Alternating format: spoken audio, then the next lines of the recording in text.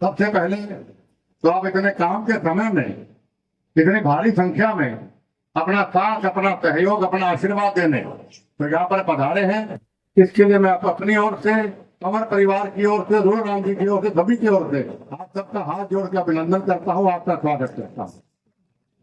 साथियों, भाई रूड़ा राम जी ने बहुत अच्छे ढंग से, लक्ष्मण लापा जी ने बड़े अच्छे ढंग से आपको एक एक पहलू को समझाया कि चुनाव का क्या महत्व होता है, आपके वोट का क्या महत्व होता है, आपके हर वोट से आपके परिवार के, आपके बच्चों का भविष्य जुड़ा है।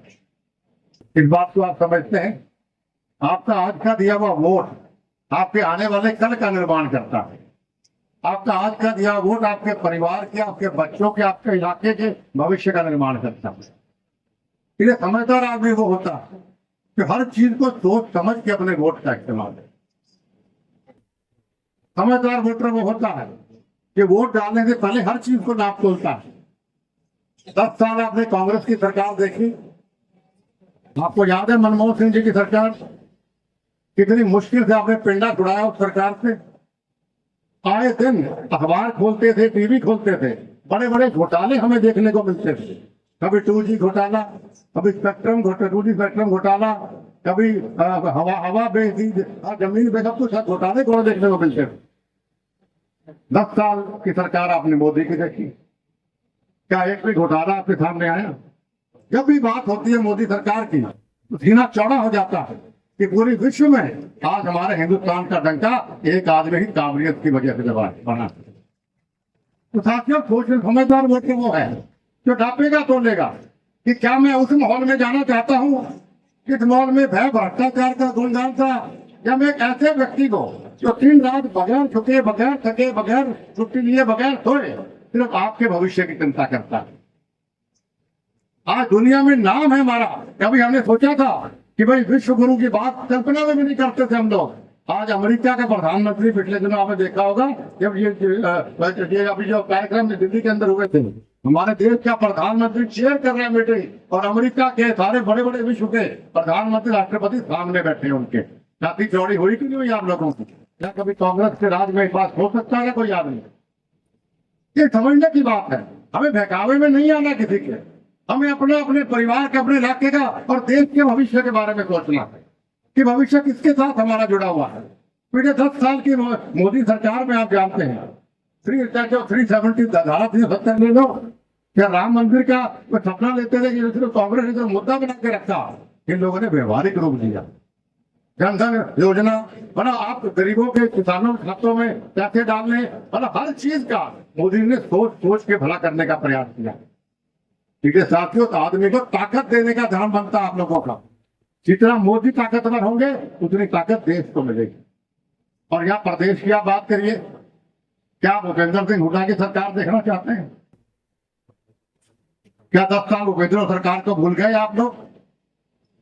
भूपेंद्र हुड्डा की सरकार को भूमाफिया सरकार कहा जाता है। आए दिन किसानों की बेशकीमती जमीन ये भूपेंद्र सिंह हुड्डा कौड़ियों के भाव पूंजीपतियों को देते थे।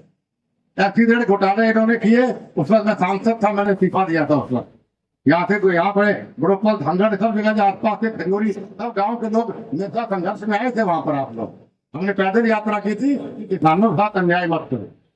हुड्डा सरकार के अंदर हमने चंडीगढ़ में भी लाठियां खाई थी, तब भी आपके लोग काफी मात्रा में यहाँ पे मेरे साथ वहां पर गए।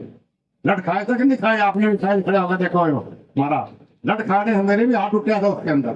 हमने किसानों की लड़ाई लड़ी है, हमने नौजवानों की लड़ाई लड़ी है, हमने आप लोगों की लड़ाई लड़ी है। अगर आज आप मेरा भाई रूड़ा राम जी कहने पर अगर आज आप हमारा साथ नहीं देते हैं तो कल कौन सा दर्श करेगा आपके लिए? कौन लाठियां खाएगा आप लोगों के लिए? कौन कुर्बानियां देगा आप लोगों के लिए? ठीक है साथियों, हमने बहकना नहीं है, अपने पराये की पहचान करो। आपने स्वर्गीय युग पुरुष चौधरी भजन लाल जी का हमेशा साथ दिया, उनको ताकत दी, मजबूती दी, और वो ताकत कई गुना उन्होंने आपको वापस की। चाहे वो रोजगार की बात थी, विकास की बात थी और बात थी।